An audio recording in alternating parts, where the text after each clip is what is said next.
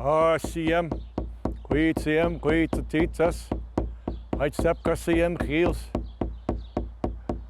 none of white squale. Great Creator, we thank you for coming together. We thank the wisdom of the elders and our teachers. We give gratitude for those who have gone before us and learned the ways. We give gratitude for the wisdom that we can share with each other. We say, Hai Kasiyam. Oh, he, oh, he, oh, hey. Yo, he, ho.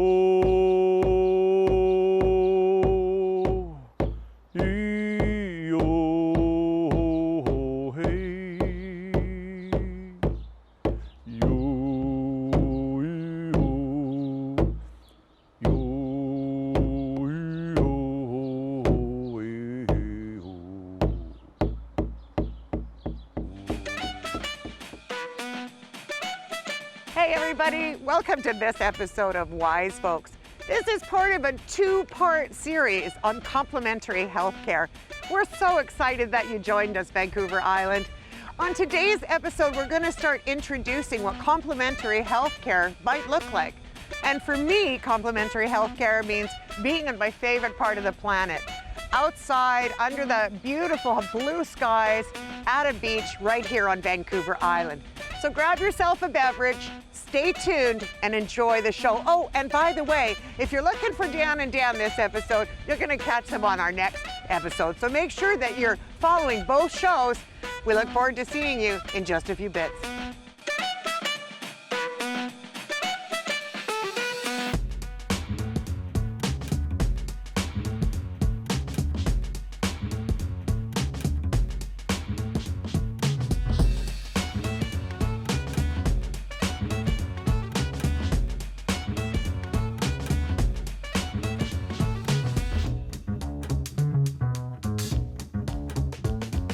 Hi everybody, my name is Shelley Iberg and I'm so pleased to be with two women here with me.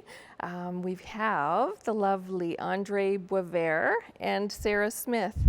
And I know the topic that we're wanting to discuss today is about complementary health. Do I have it right? Mm-hmm. And in particular, you both are part of a large group that you've created called Discover Healthy Living Group. And I'm just wondering, as you're sitting here, I can see you both really connecting with that even just as I say that. Can you tell me a little bit about what that is? Well, the group came together kind of in a very organic and unusual way in that I moved to the island about 2.5 years ago, and I'm a complementary health practitioner myself. And when I was getting ready to establish my business, I was out networking and doing various things. But I actually met Sarah. She was one of the first people I met at her place of work. And as I was chatting with her, I told her what I was doing, and she got all excited, and she told me what she did. And we said, we need to meet for coffee. And so that's what we did. And each member of this group I have met in the same organic way. So at a health fair, for example. And so slowly over time, the network grew to about 8 people, and I knew each one of them individually, but they didn't know each other. So after that, we decided to have a little health fair, and I brought them all together. They all met. There was like a great feeling of camaraderie, and from there, the group was birthed. Wow, so you've really been able to create a community of practitioners that support each other. Mm-hmm. Now, you were at one point wanting to read the names off that list, were you? Sure. Okay, would now be a good time? Absolutely, to do that? absolutely. I'll just read it off of our calling card here. So there is myself, and this is an alphabetical list, and I am a bow and work practitioner. We have Stephanie Brassard, who's a Rolfer, certified Rolfer. We have Will Gallick, who's a registered kinesiologist. Donna Leemberg, who is a biodynamic craniosacral therapist.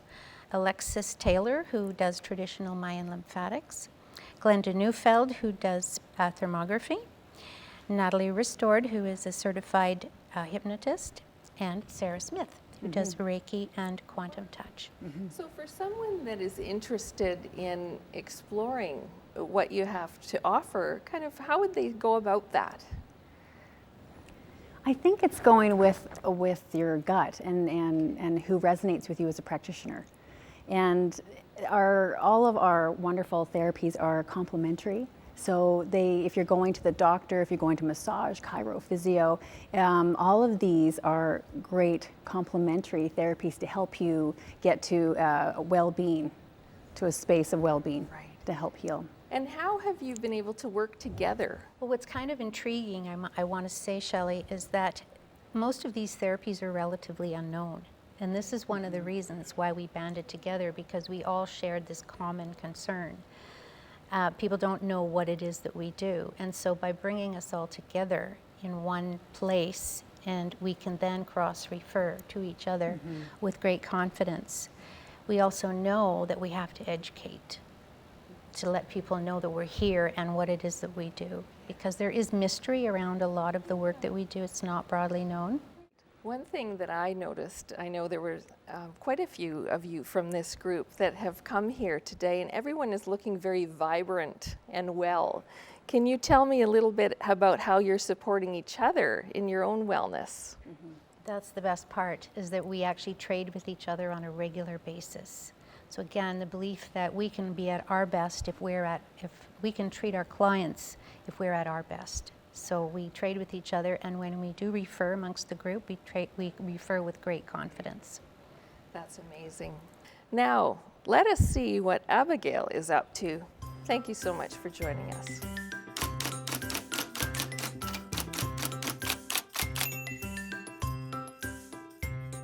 Remember when? Hi, I'm Abigail. I will be asking some wise folks some pretty cool questions. When you were 6, did your parents drive you to school in a car? No, they didn't. We didn't have a car. We had a horse and buggy. And my 2 brothers and myself used to drive ourselves to school, and we would run behind the buggy when the horses were going fast. And one brother would make the horse go really fast, and then we'd have to let go because we couldn't run as fast. So that's how we got to school.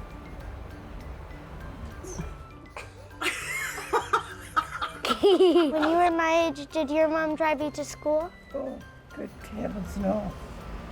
When I was your age, I lived in a small town, and we walked to school. And in the wintertime, sometimes there was so much snow that it was just built up on each side of the little street. So they had to close the schools. Sometimes for several days they closed the schools because of the snow. I forgot. When you were 6 years old, would your mom drive you to school? No, Abigail, my mom wouldn't drive me to school because we couldn't afford a car. There weren't as many cars around then. And if it was where I lived, it was really cold in the winter, and if it was 30 below, you got a nickel and you got to ride the bus. Remember when? Nope. Nice! Bye.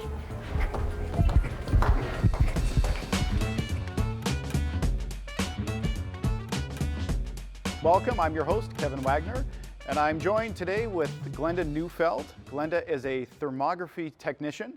Glenda, thank you very much for joining us. Thanks for having me. Thermal imaging, thermography, people might not be familiar with it. What can you tell us about that? Okay, so thermography is a way to test for the risk of breast cancer without compression or radiation. Sure enough. It has applications beyond just that, but it is primarily used as an assessment tool for breast health for women. Right, yeah, breast health assessment, yeah. Okay, sure enough. And you described it as a bit of a thermal fingerprint. Yeah, so generally we take the first set of images when a woman is 20, 25 would be ideal, so that you know what your baseline is, what you look like in a thermal image. And then over time it should remain relatively the same unless something is changing it. So if your breast health is changing in a way that's not good, then you have a heads up. And if it's maintaining stability, that's information to know as well. Sure enough. And you talked, like you mentioned, the age 25, for instance. When we talk about breast health in women, there is an age that is ideal that we want to start having having that issue looked at Is 25 ideal, or is there? 20, 25. The age of other testing, such as a mammogram, sometimes it's 40 or 50. They sort of change the age according to studies that they've done. Right. So we always think that this is an easy way to just monitor in a different kind of way. So thermography is about physiology, and a mammogram, ultrasound, MRIs are about anatomy. Okay. So they're meant to be used in conjunction, not replacing. Nothing can replace anything. They're complementing each other, hopefully, sure enough. Yeah. And when you talk about that as like a comparative baseline, what sort of frequency would someone have a test such as this regarding breast health in women, for instance? Yeah, so depending on your risk, so if women are at a high risk on a thermal assessment, then they can use other means to continue testing and to do some homework, I call it, in between.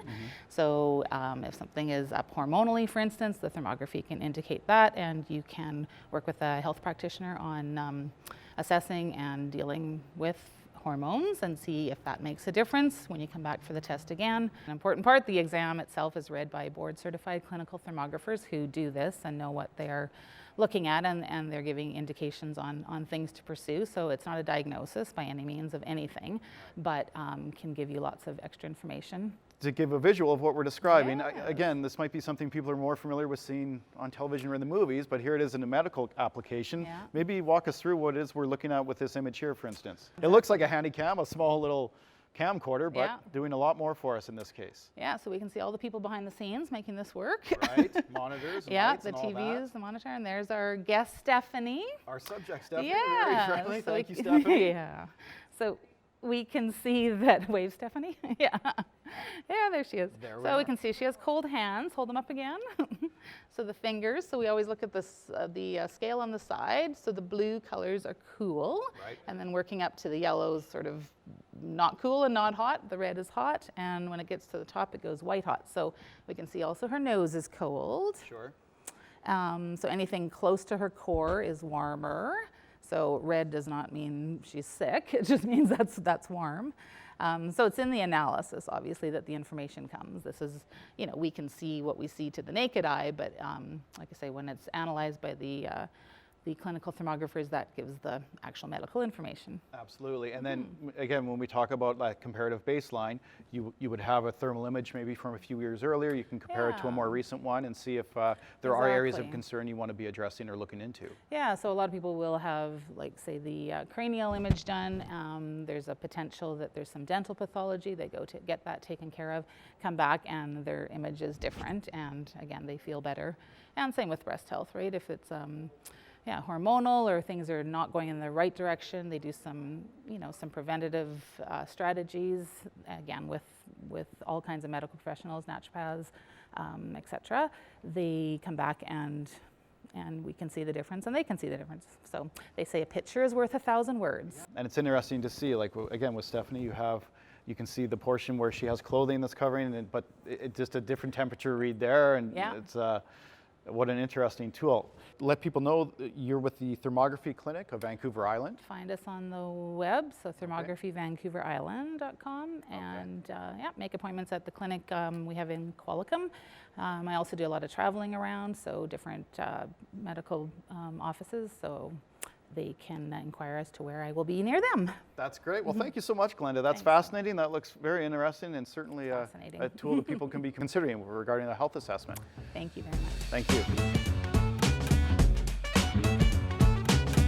So at the moment I am with Nathalie Ristord. She is a certified therapeutic hypnotist, and we're going to find out how hypnotism works as a companion therapy.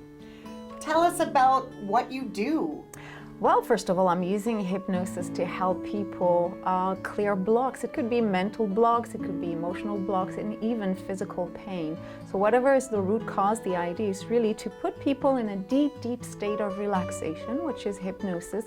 And then we find out, okay, what is the root cause? Is it something that happened to you and it keeps on repeating? Is it a trauma? So in the end, it's really to enter that state of hypnosis, which is a natural state of the mind. It's close to daydreaming. So you're never sleeping, you're never disconnecting from, from the reality. We're just having a conversation, but the person is so relaxed that it's easy to find the root cause of the issue.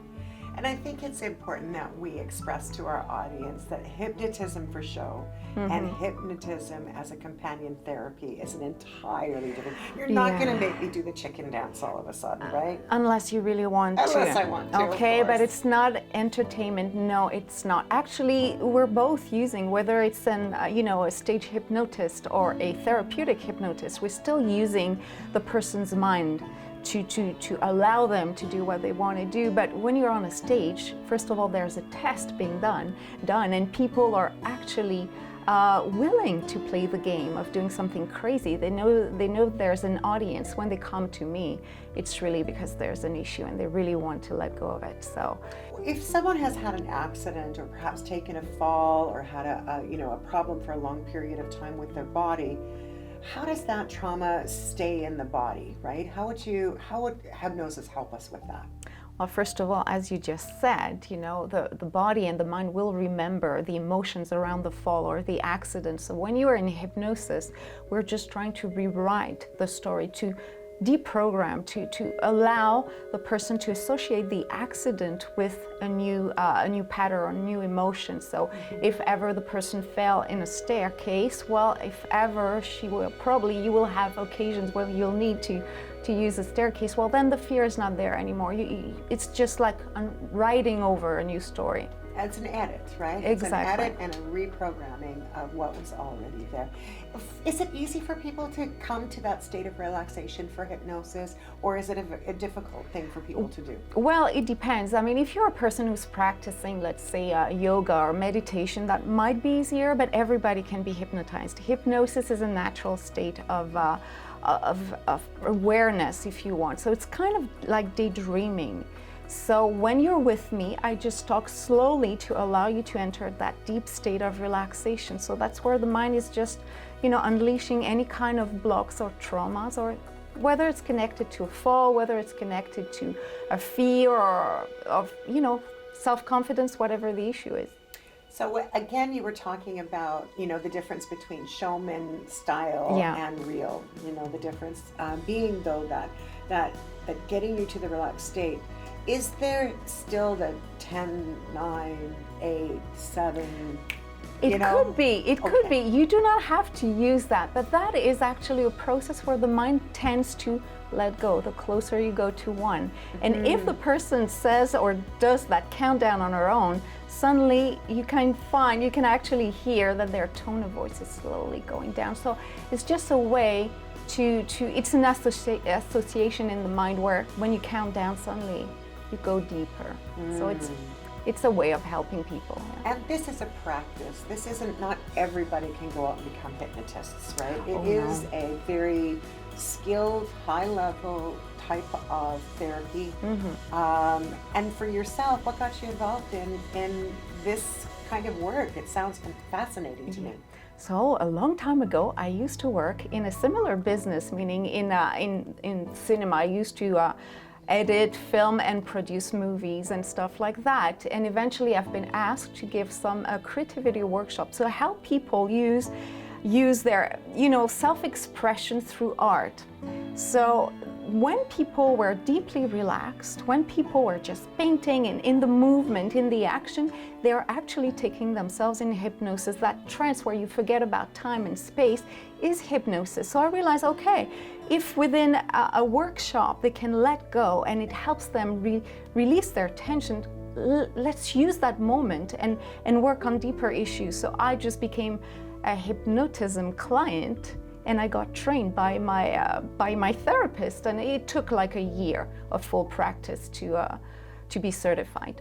My goodness, that's amazing. Well, thank you so much, Nathalie. What a great opportunity to know more about how the mind can help us with our body. Thank you. Thanks, Kathy. Welcome. I'm Isabella Ostman, and I'm pleased to be here, and I'm happy that you have joined me. Today, our focus is going to be on falls, and most importantly, it is going to be on fall prevention.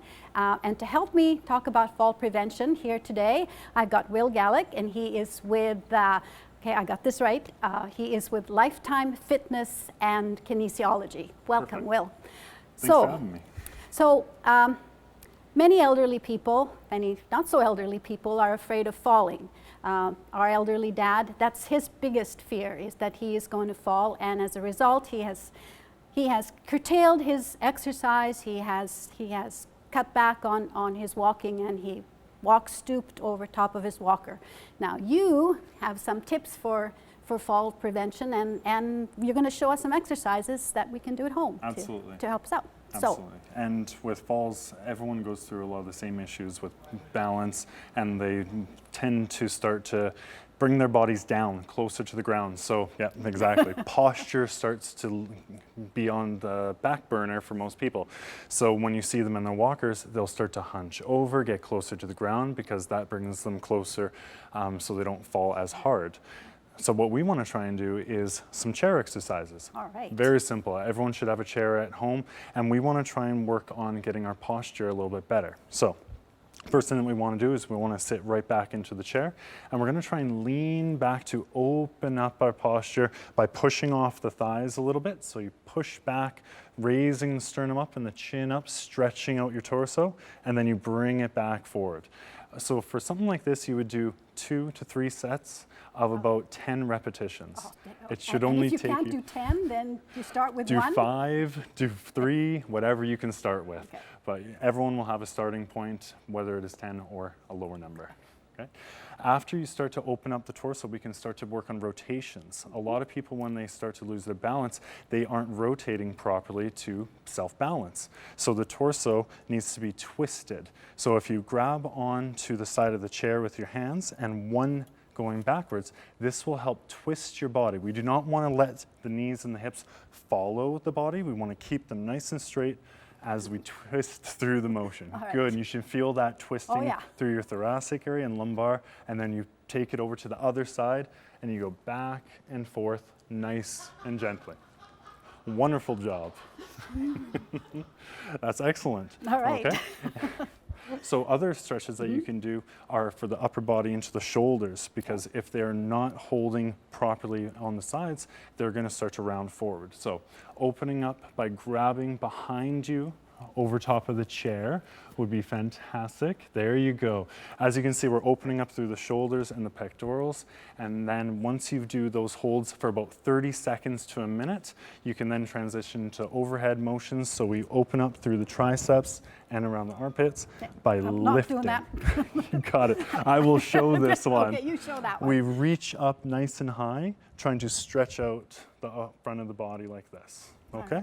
Now, are there some exercises that we can do standing up? Absolutely. And we have Dan to show us. Perfect. Come on over, Dan. So, with Dan, what's your demographic? Like, what's your age group? Well, I'm between 40 and 60. It's true. Perfect. I'm lying. Okay, I'm over 50. Yeah. And do you have any... sorry, I'm not quite there. Yeah. And do you have any old injuries? Well, I do, yeah. Actually, I suffered a knee injury in 1998. I tore my ACL and MCL, and I used to be very active.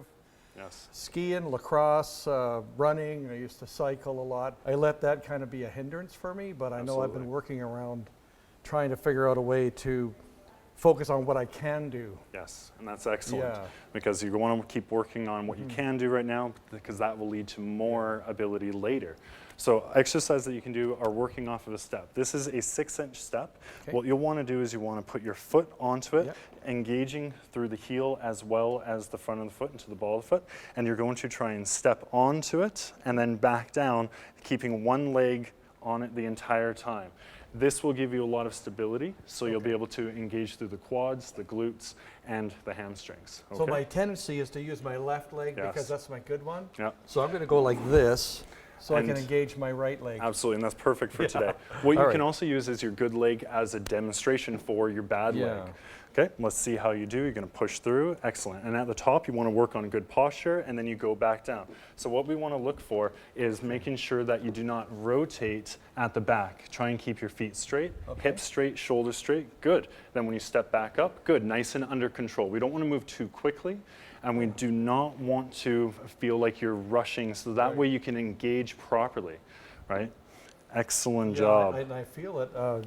I try and focus because this is where I get a pain in my knee. Absolutely. But if I can just kind of continue to work on that, I Watch can. the foot. It's starting to rotate. See, look at that, rotate. And everybody has a step at home. Absolutely. That they can use. They don't need to Absolutely. This is use- very small, but people can use a set of stairs, just the first step. And I always encourage people to use handrails whenever they can. And if they don't have handrails, they can use a chair beside them, just to even put a finger on there to help with their balance. Yeah, okay? You're right. Well, I know I've had a couple of falls, and I have to do a check. Oh, am I okay? And I'm fine, but I know I have to start thinking about how I'm going to conduct myself around falls. Yes. And so this will be a way for me to extend my range and safety. Yes, you're absolutely right. Yeah. Thank you very much, Dan, for helping us out demonstrating. Thank you, Will, for showing us a few things here that we can do at home. And thank you for being with us. Well, thank you again for tuning in to this episode of Wise Folks. You know, I'm always amazed by the stuff that we learn on this show. And part of the reason why we get to learn so much is we're reminded that everyone has a story. And the good news is that we get to share that with all of you here on Vancouver Island. So thanks again for tuning in. You know, if you really love our show as much as we love doing it for you, we can't help but invite you to our YouTube channel and also to have a listen to our radio show on CHLY 101.7 or on the YouTube channel as well. So once again, we thank you for joining us for this the first of 2 episodes back-to-back to talk about our alternative, complementary, more fabulous selves. Thanks again for tuning in. We'll see you next time on Wise Folks. I walked with the world for a many a mile. Life was fun for a little while. As I got older, how could I smile? How could I be happy for long? I met a wise folk the other day, told me to live in a happy way. Now I'm walking in the good old way, and I'm greeting life with a song.